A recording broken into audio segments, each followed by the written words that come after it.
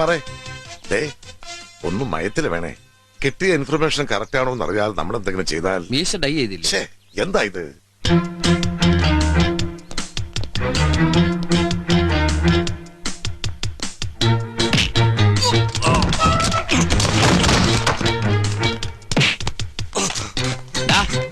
പടന്നയ്ക്കാൻ പറമ്പില് ഷൺമോഹന്റെ മോൻ ശിവാനന്ദ ഉലുവ 20,000 ശമ്പളവും പിന്നെ അപ്പിടി ഇപ്പിടി യാത്രാപ്പടി ഇനത്തിൽ 5 വേറെയും തന്ന് നിന്നെ ഞാൻ ഇവിടുത്തെ ലൈസൺ ഓഫീസർ എന്ന ബോർഡ് കഴുത്തിൽ തൂക്കിയിട്ട് വളർത്തി പുഷ്ടിപ്പെടുത്തുന്നത് എന്റെ 6ാം ഭാര്യക്ക് തോണ്ടിക്കളിക്കാനല്ല. കുട്ടിയിരുന്നുള്ളൂ ഇരിക്കാൻ. നീ വാ ചിങ്ങണ്ണി. നീ ആ ചീരന്റെ അവിടുത്തെ ജോസഫേട്ടനോട് NH നമ്മൾ വാങ്ങാൻ പ്ലാനിട്ട സ്ഥലത്തിന്റെ ബ്രോക്കർ ആയി ചോദിച്ചോടാ. പറയടാ ശിവാനന്ദ. അതെ. തെണ്ടിത്തരം കാണിക്കുകയും ഒരു ഉളുപ്പില്ലാണ്ട് അത് സമ്മതിക്കുകയും ചെയ്യാന്ന് പറഞ്ഞ നീ ഇന്ത്യൻ പാർട്ടിയാണല്ലോടാ. കപത്തിനടിയിലായ കാലട നക്കിയെടുക്കുന്ന നാറിന്നൊരു പേരുണ്ടായിരുന്നു വെണ്ടർ ശിവൻപിള്ള എന്ന എന്റെ ഫാദറിന്. എനിക്ക് നക്കല് ബുദ്ധിമുട്ടായതുകൊണ്ടാ നിന്നെ പോലുള്ള സാറുമാരെ ഞാൻ വർക്കിന് വെച്ചിരിക്കുന്നത്. സാറിനെ ഞാൻ ഉദ്ദേശിച്ചിട്ടില്ല കേട്ടോ. അപ്പൊ എന്റെ സാറുമാര് നക്കിയെടുക്കുന്നത് എനിക്ക് വേണ്ടിയിട്ടാവണം. അല്ലാണ്ട് ഓണത്തിനിടയിൽ ഫാസ്റ്റ് ഫുഡ് നടത്തി ലാഭം അടിക്കുന്ന സെക്കൻഡ് നമ്പർ പണി ചെയ്യുന്ന ഷൺമോന്റെ മോനെ കൃഷ്ണകുമാറിന് ആവശ്യമില്ല. പൊക്കോ, പോടാ, ഇറങ്ങി പോടാ. Sir phone. ആരാ? കൊച്ചുണ്ണി സാർ. അളിയാ വണക്കം. കിതക്കുന്നോ? അതൊരു സ്റ്റാഫിനെ പിരിച്ചുവിട്ടതാ. ശാരീരിക നടപടിയായിരുന്നു. ചെസ്റ്റിന് കാല്. അളിയാ ദുബായിന്ന് നീ നിന്റെ ബോഡി എപ്പോ കൊണ്ടുവന്നു? സാർ മേത്ത. ആരുടെ മേത്ത? അല്ല സാർ, ബോംബെന്ന് മേത്ത. ബോംബെന്ന് മേത്ത? അളിയാ നില്ലേ? ഇംഗ്ലീഷ് പറഞ്ഞ മേത്തല്ലേ? സാർ സംസാരിക്കേ. സാർ സംസാരിക്കുന്നു. അതന്നെ സാർ സംസാരിക്കും. വല്ല ഇമ്പോർട്ടന്റ് മാറ്റർ ആയിരിക്കും സംസാരിക്കേ. സാർ ഇംഗ്ലീഷ് ആണെങ്കിൽ സംസാരിക്കാൻ പാടില്ലേ? അതല്ലേ സാറിന് വെച്ചിട്ട്. എന്നാ ഹിന്ദി സംസാരിക്കും. അയ്യോ ഞാൻ ഹിന്ദി ഫോൺ കൂടി സംസാരിക്കില്ല. എനിക്കറിയില്ല. Hello, Mehta. Good morning. Tell me. Hello, Mehta. Krishnakumar here. അളിയാ ഞാൻ തിരിച്ചു വിളിക്കാടാ. രാവിലത്തെ ലക്ഷണം കണ്ടിട്ട് ഇന്നിത്തിരി പണി കൂടുന്ന തോന്നണേ. പണിക്കാരെത്തി. ഇങ്ങോട്ട് വാടും. അയ്യോ തെച്ചിക്കാട്ട അച്ചൻകുട്ടി സാറല്ലേ? അതെ. അപ്പൊന്നെ അറിയാല്ലേ? അയ്യോ പിന്നെ എന്നെ അറിയുമെന്നതിൽ അത്ഭുതമില്ല. അറിയണമല്ലോ. പൊളിറ്റിക്കൽ ഫീൽഡിന്റെ ഒരു address. C Krishnakumar, business field ആകുമ്പോ ഈ പണത്തിന്റെ ഡീലിങ്സ് എന്ന് പറയുന്നത് ഞാൻ പറയാതെ തന്നെ അറിയാമല്ലോ. ഇവരുടെ ഈ 10 ലക്ഷം രൂപ എന്ന് പറയുന്ന സംഖ്യ അതൊരു തുകയാണോ? അതൊരു തുകയാണ്. അളിയ ഒരു 5 മിനിറ്റ് 5 മിനിറ്റ് അത് കഴിഞ്ഞിട്ട് നമുക്ക് ബാക്കി പറയാം.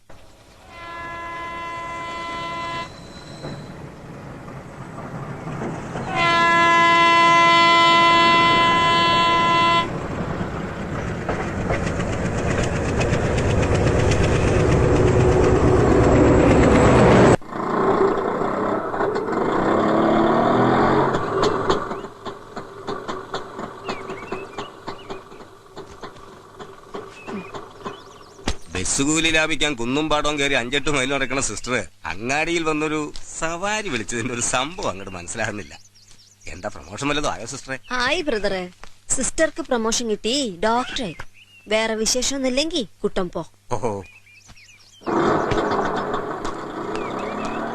എന്താ കുട്ടിയെ ഈ നേരത്തെ? എന്താ വല്യമ്മേ, ഇത് വീട്ടിൽ കേറി വരാൻ പറ്റിയ നേരമല്ലേ? ഓ ഭാമയാണല്ലേ? എന്താ കഴിഞ്ഞോ നിന്റെ? ഇല്ല, ഇനി തുടങ്ങാൻ പോവല്ലേ. ഇപ്പൊ ഫുൾ ടൈം ഇവിടെ തന്നെയല്ലേ? ഭാര്യ വീട്ടുകാര് പടി അടച്ചോ? അജപ്രസംഗേ നാക്കിൽ വരൂ. വാടോ. അസലായിട്ടുണ്ട്. വന്നോടാ അമ്മയുടെ കണ്ണൻ. എന്നതാ അമ്മച്ചി, സുഖാന്നോ? എന്ത് ഭാഷയാടിത്? അച്ചായത്തി പിള്ളേരുടെ ഗ്യാങ്ങില് കൊല്ലം കുറച്ചായില്ലേ? ഇതാരിത്? മാതാ യശോധരാനന്ദ. എന്താ സ്ഥിതി? കുറവുണ്ടോ? നല്ല കുറവല്ലേ? ഈ ഒരു പെട്ടിയുള്ളൂ. അതിൽ കൈവെക്കണ്ട. കഴിഞ്ഞ തവണ എന്റെ പെട്ടി കൊണ്ടുപോയി കിണറ്റിലിട്ടത് മറന്നിട്ടില്ലേ ഞാൻ. ഇനി ചെറിയമ്മ അങ്ങനെ ചെയ്യില്ല കുട്ടാ. നിന്റെ വല്യമ്മാവനും പിന്നെ മറ്റേ കാർക്കോടകൻ അച്ചൂട്ടിയും അവരെ ഒരു ദിവസം ഞാൻ കിണറ്റിലിട്ട് മൂടും. അങ്ങനെ ഉപകാരമുള്ള വല്ലതും ചെയ്യും. ഞാൻ എടുത്തോളാം. യശോദരെ വാ മോളെ. ബാമ വന്നോ? ഇല്ല, ഇത് ഭദ്രയാ. ഓ എനിക്ക് നന്നായി തിരിയും രണ്ടാളുടെയും സ്വരം. സിസ്റ്റർ വരാൻ എത്ര മണിയാവും? നടന്നു വരണ റൂട്ടൊക്കെ ഇപ്പൊ മാറ്റിയിരിക്കണു. എപ്പോഴാ നിങ്ങളുടെ ഏട്ടൻ കാശ് വാങ്ങി പറ്റിച്ച ആൾക്കാര് മുന്നിൽ വന്ന് ചാടുകയെന്നറിയില്ലല്ലോ. പാവം അതൊരുത്തി അനുഭവിക്കുന്നതിന് കയ്യും കണക്കുമില്ല.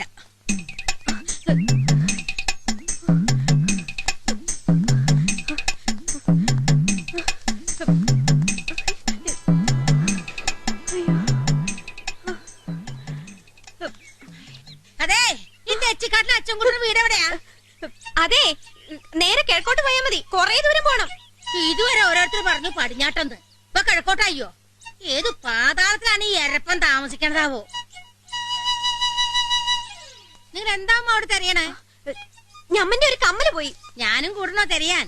കിട്ടിച്ചവലേം തന്നാ മതി. ഇത് മുക്കിന്റെയാ. ഇതിനാണ് ഇങ്ങനെ മാന്തി പരതണ്.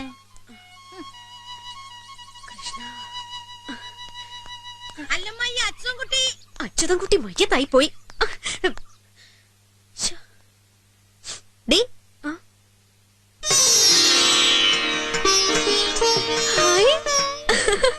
എന്താടി, പേടിച്ചോ? പേടിക്കില്ലേ പിന്നെ. അതുപോലെ ഒരു മാരണത്തിന്റെ രക്ഷപ്പെട്ട് ഓടി വരിക. എപ്പ എത്തി? ദാ ഇപ്പോ 5 കൊല്ലത്തെ അഭ്യാസം തീർത്തിട്ട് തിരിച്ചു വന്നു.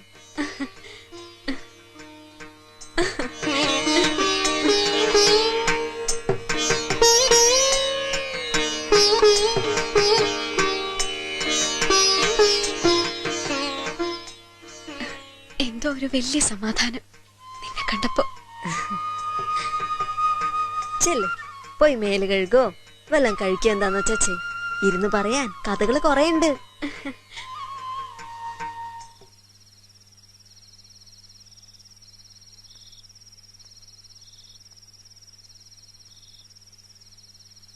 നല്ല ആളായിരുന്നു അല്ലേ?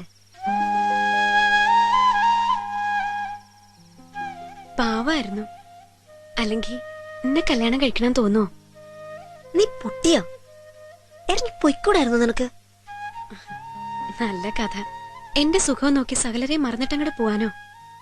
പിന്നെ നീ കരുതണ പോലെ ഇഷ്ടമൂത്ത് നിൽക്കുന്നതായിരുന്നില്ല ഞാൻ. ബാധ്യതയും ഭാരവും ഒന്നും ഇല്ലാണ്ട് അതങ്ങ് നടന്നു കിട്ടുമെങ്കിൽ ആട്ടേന്ന് വെച്ചു. ദുഷ്ടനായാള് അച്ചുവേട്ടൻ.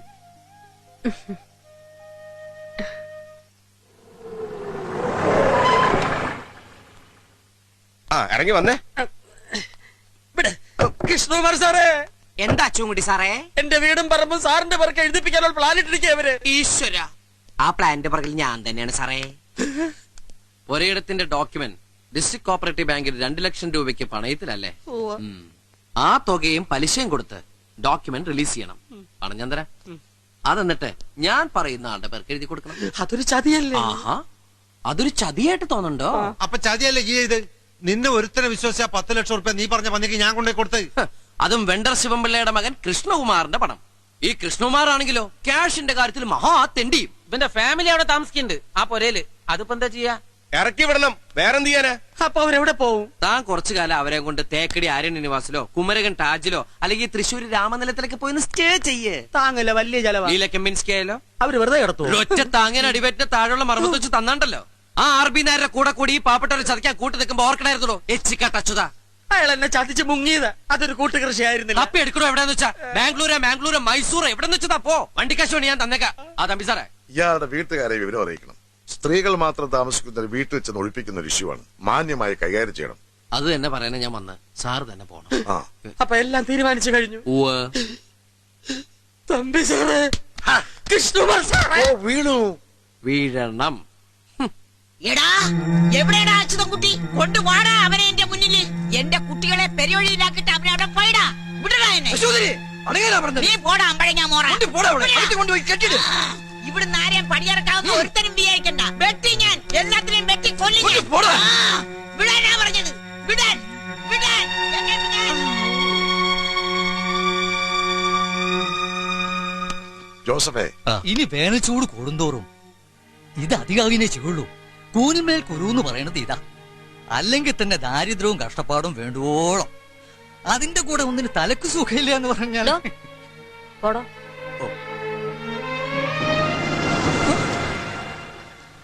ഏട്ടൻ കാണിച്ച കുഴപ്പം എന്തായാലും ശിക്ഷ അനുഭവിക്കാൻ ഞങ്ങൾ ബാധ്യസ്ഥരാണ്. പക്ഷെ ഈ വീടും വിട്ട് ഇറങ്ങി പോവാതിരിക്കാൻ ഞങ്ങൾ ശ്രമിക്കും. അതത്ര എളുപ്പമാവില്ല നിങ്ങൾക്ക് ഇറക്കി വിടുക എന്നൊക്കെ പറയുന്നത്. കുട്ടി, ഞാൻ കൃഷ്ണകുമാറിന്റെ ശമ്പളക്കാരനാ. പ്രോപ്പർട്ടി അയാളുടെ പേരിൽ എഴുതി വാങ്ങിയ വിവരം വീട്ടിൽ അറിയിക്കണമെന്ന് പറഞ്ഞു.